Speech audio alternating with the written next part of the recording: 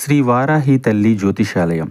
వ్యాపారం, చదువు, ప్రమోషన్, విదేశీ ప్రయాణము, ఉద్యోగం, ప్రేమ, పెళ్లి, సంతానం, పిల్లలలో జ్ఞాపకశక్తి, భార్యాభర్తల మధ్య కలహాలు, కుటుంబ సమస్యలు, ఆరోగ్య సమస్యలు, లక్ష్మీ శాంతి, మనశ్శాంతి, భూ వివాదాలు, రాజకీయం, కోర్టు సమస్యలు, ఆర్థిక ఇబ్బందులు, కళ్యాణ దోషం, భయం, చేతబడి నివారణ, నరదిష్టి, నాగదోషం, చెడు దోషాలకు యంత్రములు ఇవ్వబడును మరియు ఏ ఇతర సమస్యలకైనా పరిష్కారం చెప్పబడును. స్త్రీ పురుష వశీకరణ చేయబడును. ముఖము చూసి, చేయి చూసి ఏ సమస్యకైనా ఫోన్ ద్వారా జ్యోతిష్యం చెప్పబడును. Phone number 9059940444. 600 ఏది ఏం జరిగినా ఎలా పోయినా ఈ శిక్ష తప్పదు.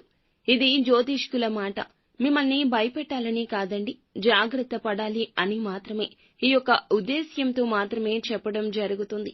మా గురువుగారు చెప్తున్న ఈ మాటలను తేలికగా తీసుకోకుండా జాగ్రత్త వహించండి. ఈ రోజున ఆ పెద్ద శిక్ష ఏ రూపంలో పడబోతుంది, ఈ రోజున వీరికి కలిగే శుభ అశుభాలు ఏమిటో ఈ వీడియోలో అయితే తెలుసుకుందామండి.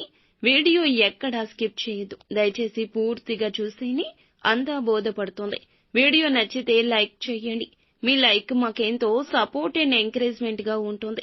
ఇక ఆలస్యం అనేది ఏ మాత్రము కూడా లేకుండా మనం ఈ వీడియోలోకి వచ్చేద్దాము. ఎదుటి వారితో చక్కగా మాట్లాడతారు, ఆకర్షణీయంగా అందంగా ఉంటారు, చక్కటి ముఖాకృతి ఉంటుంది. ఎదుటి వారిని ఇట్టే మాటల గారడీ చేసి వీరి వైపు తిప్పుకునే తత్వము వీరికి ఉంటుంది. స్నేహితులతోనూ, బంధువులతోనూ, కుటుంబీకులతోనూ సరదాగా సమయం గడపడం అంటే వీరికి ఎంతో ఇష్టము. ఈ రాశికి ముఖ్యంగా చూస్తే గనక ఈ రోజున ఖచ్చితంగా ఈ శిక్షను అయితే అనుభవించాల్సిందే. నరకాన్ని చవి చూస్తారని చెప్పుకోవచ్చు. ఆ శిక్ష దేనివల్ల అంటే కొంతకాలంగా ఎవరికీ చెప్పుకోలేని ఒక అనారోగ్య సమస్య.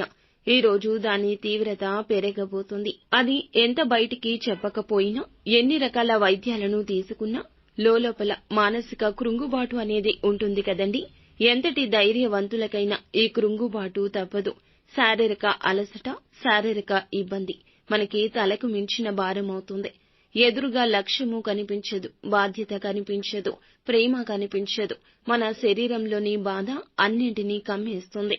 ఒక చీకటి కోణం ఈ రోజున ఇలా ఉంటుంది. ఈ సమస్య ఇక ఎప్పటికీ పరిష్కారం కాదేమో, లేదా ఎప్పటికీ పరిష్కారం అవుతుంది, నా చావుతోనే దీనికి పరిష్కారం వస్తుందా, ఇలాంటి అర్ధరహితమైన కొన్ని రకాల ప్రశ్నలు ఈ రోజున లోపల మదిలో మెదిలేస్తూ ఉంటాయి.